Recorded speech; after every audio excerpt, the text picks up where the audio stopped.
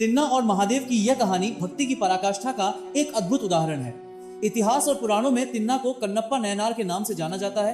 यह कहानी यह सिद्ध करती है कि ईश्वर विधि नियमों के नहीं बल्कि भाव प्रेम के भूखे होते हैं। प्राचीन काल में श्रीकालहस्ती दक्षिण भारत के घने जंगलों में एक भीड़ शिकारी समुदाय रहता था। उसी कबीले में तिन्ना नाम का एक युवक था। वह महाबलशाली और धनुर्विद्या में निपुण था, लेकिन उसका मन बिल्कुल बच्चे जैसा भोला और निष्कपट था। उसे वेदों मंत्रों या पूजा पाठ के नियमों का कोई ज्ञान नहीं था।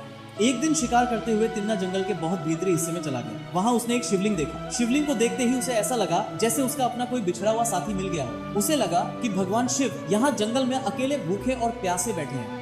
तिन्ना को पूजा की सही विधि नहीं पता थी। उसने वही किया जो एक शिकारी जानता था अभिषेक के लिए। उसके पास बर्तन नहीं था, इसलिए वो पास की नदी से मुंह में पानी भरकर ले आया। पुष्प अपने बालों में जंगली फूल ठूंस लिए ताकि हाथ खाली रहे। उसने भोग चढ़ाने के लिए सबसे अच्छा शिकार किया। मांस को पकाया और चखकर देखा कि वो स्वादिष्ट है या नहीं। जो मांस सबसे अच्छा था वही वो महादेव के लिए ले आया। शिवलिंग पर पड़े सूखे पत्तों को हटाने के लिए उसने अपने पैरों चप्पलों का इस्तेमाल किया, क्योंकि उसके हाथ मांस और धनुष से भरे। उसने मुंह का पानी शिवलिंग पर डाला, बालों से फूल चढ़ाए और चखा हुआ मांस भोग लगाया। महादेव जो भाव के भूखे हैं, उन्होंने तिन्ना की इस अशुद्ध दिखने वाली लेकिन प्रेम से भरी पूजा को स्वीकार कर लिया। उस मंदिर में एक ब्राह्मण पुजारी भी आते थे। जब उन्होंने अगले दिन शिवलिंग के पास मांस के टुकड़े और हड्डियां देखी तो वे बहुत दुखी हुए।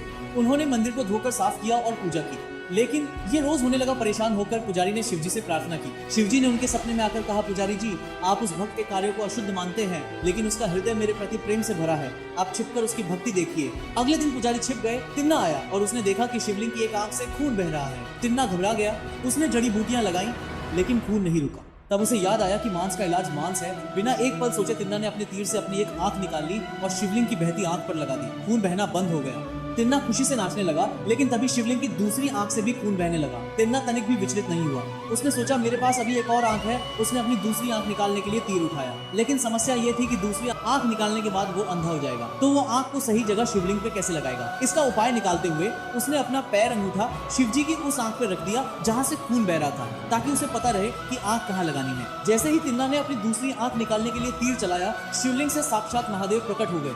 उन्होंने तिन्ना का हाथ पकड़ लिया और कहा, रुक जाओ तिन्ना, रुक जाओ। महादेव ने उसे गले लगा लिया और उसकी आंखों की रोशनी वापस लौटा दी। भगवान शिव ने कहा कि ऐसी निस्वार्थ भक्ति तीनों लोकों में दुर्लभ है।